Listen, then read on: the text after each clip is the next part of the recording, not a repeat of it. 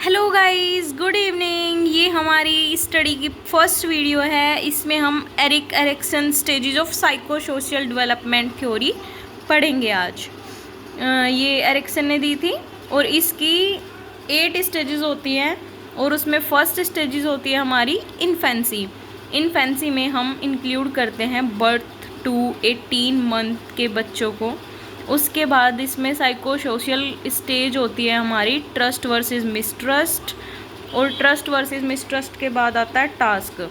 इस स्टेज में टास्क में बच्चा क्या करता है, attachment to the primary care giver. Primary care giver के साथ, जैसे माँ हो गई, उसके साथ बच्चे का अटैचमेंट होता है। और अगर वो स्टेज में सक्सेसफुल होता है बच्चा, उसे अटैचमेंट मिलता है, उस माँ उस पर ट्रस्ट करती है, उसको पकड़ती है जब वो रोता है for example, then resolution of crisis कैसे करते हैं। अगर सक्सेसफुल हो गई ये स्टेज तो बच्चा क्या करेगा, वो ट्रस्ट करना शुरू कर देगा, लोगों के ऊपर ट्रस्ट करेगा, विश्वास करेगा, hope about the environment and future. और अगर उसे जब वो बच्चा रो रहा था तब उसकी माँ या कोई प्राइमरी केयर गिवर जो है उसने उसको सपोर्ट नहीं दिया तो वो स्टेज अनसक्सेसफुल हो जाती है। देन बच्चा क्या होता है, general difficulty relating to the person effectively, suspicion, trust, fear, conflict, fear of the future. तो बच्चे में मिसट्रस्ट डेवलप हो जाता है, उसे शक करने लगता है वो बच्चा, बाद में जाके ट्रस्ट, फियर, कॉन्फ्लिक्ट होने लगते हैं, फियर ऑफ द फ्यूचर होने लगता है उसको। फिर सेकंड स्टेज आती है हमारी अर्ली चाइल्डहुड। अर्ली चाइल्डहुड को ही हम टोडलर भी बोलते हैं, 18 मंथ टू 3 ईयर। इसमें जो हमारी स्टेज है वो है autonomy versus same and doubt. Autonomy में क्या करता है बच्चा, इसमें टास्क होता है उसको कोई बच्चा अपने ऊपर सेल्फ कंट्रोल करना शुरू करेगा और इन्वायरमेंट को भी कंट्रोल करने की कोशिश करेगा। Sense of self control and adequacy will power. इसमें सक्सेसफुल हो गया तो वो खुद पे बाद में सेल्फ कंट्रोल करने लगेगा, उसे लगेगा हाँ मैं ठीक कर रहा हूँ, उसमें इच्छा शक्ति बढ़ेगी। और अगर ये नहीं हुआ, वो इंडिपेंडेंट नहीं फील कर पाया, तो फिर उसको फियर, कन्फ्लिक्ट होने लगता है कि शायद मैं कर भी सकता हूँ खुद पे कंट्रोल या बाहर की चीज़ों पे, या नहीं कर सकता हूँ। Then severe feeling of self doubt, फिर उसको खुद पे डाउट होने लगता है, और लैक ऑफ सेल्फ कंट्रोल, फिर वो बाद में जाके खुद पे कंट्रोल भी नहीं कर पाता है। उसके बाद थर्ड स्टेज हमारी आती है लेट चाइल्डहुड। इसमें क्या होता है, 3 to 6 ईयर के बच्चे आते हैं, इसे हम स्कूलर्स भी बोलते हैं, नहीं सॉरी प्री स्कूलर्स भी बोलते हैं। इसमें क्या है, इनिशिएटिव वर्सेस गिल्ट। इस स्टेज को इनिशिएटिव वर्सेस गिल्ट बोलते हैं।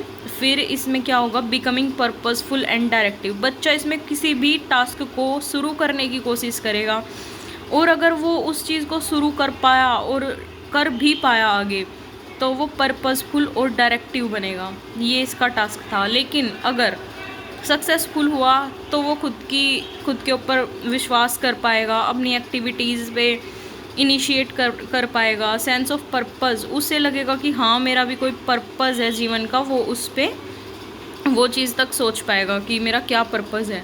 लेकिन अगर ये नहीं हुआ, उसे फिर इनिशिएटिव नहीं वो ढंग से कर पाया, तो गिल्ट आएगा। गिल्ट में क्या होगा, एग्रेशन, फियर, कॉन्फ्लिक्ट होंगे उसके साथ, और सेंस ऑफ गिल्ट उसे आने लगेगा। फिर स्कूल एज में 6 to 12 ईयर में क्या होता है, इंडस्ट्री वर्सेस इन्फीरियोरिटी। इसमें इंडस्ट्री वर्सेस इन्फीरियोरिटी, जब बच्चा स्कूल जाने लगता है तो वो सोशल, फिजिकल और लर्निंग स्किल्स सीखने की कोशिश करेगा, social, physical and learning skills. लेकिन अगर सक्सेसफुल हुआ तो वो एबिलिटी टू लर्न, वो सीख भी पाएगा और काम भी ढंग से कर पाएगा। लेकिन अगर वो नहीं कर पाया, इंडस्ट्री मीन्स वो स्किल्स नहीं सीख पाया, वो याद नहीं कर पाया, तो उसमें इन्फीरियोरिटी डेवलप हो जाएगी कि मैं शायद कर ही नहीं सकता हूँ, मैं सीख ही नहीं सकता हूँ। सेंस ऑफ इन्फीरियोरिटी आएगी, डिफ़िकल्टी होगी उसको सीखने में और काम करने में। फिर एडोलसेंट आता है। इसमें हमारा 12 to 20 ईयर्स के बच्चे आते हैं। इसमें क्या होता है, आइडेंटिटी वर्सेस रोल कन्फ्यूज़न। इसका टास्क क्या होता है, डेवलप करता है वो sense of identity. Sense of identity develop करेगा। इसमें क्या होगा, सेंस ऑफ पर्सनल आइडेंटिटी, वो चाहेगा कि मेरी भी कोई आइडेंटिटी हो। लेकिन अगर वो अपनी आइडेंटिटी बना पाया तो ठीक, लेकिन अगर वो नहीं बना पाया तो उसे लगेगा कि शायद मैं वीक हूँ और मेरी कोई आइडेंटिटी नहीं है। बाद में उसे अपने रोल का कन्फ्यूज़न होने लगेगा, और वो फ्यूचर के लिए भी कन्फ्यूज्ड फील करेगा कि मैं शायद डिसीज़न नहीं ले सकता, वो कन्फ्यूज्ड ही रहेगा फिर। और अर्ली अडल्टहुड, फिर वो 20 to 35 ईयर्स के लोगों में क्या होता है, इंटीमेसी वर्सेस आइसोलेशन। जो लोग 20 से 35 साल के बच्चे होते हैं उसमें वो क्या करता है, establish intimate bond of love and friendship. उसमें वो क्या करेगा, अपने दोस्तों से या किसी से फ्रेंडशिप में वो ढंग से मतलब रहेगा, लेकिन वो अगर उनके साथ अच्छे से इंटीमेट रिलेशनशिप बना पाता है तो वो love deeply and commit one self. वो अगर सक्सेसफुल हुआ तो वो बाद में जाके डीपली लव कर पाएगा और कमिट कर पाएगा। लेकिन अगर वो नहीं हुआ तो बच्चा किस में चला जाता है, इमोशनल आइसोलेशन। वो सबसे अकेला रहना पसंद करने लगता है और ईगो सेंट्रिक हो जाता है बहुत ज़्यादा। इसे बोलते हैं इंटीमेसी वर्सेस आइसोलेशन। फिर मिडल अडल्टहुड 35 to 65 ईयर की एज में क्या होता है, जनरेटिविटी वर्सेस स्टैग्नेशन। इसमें क्या होता है, fulfilling life goals that involve family, career, society.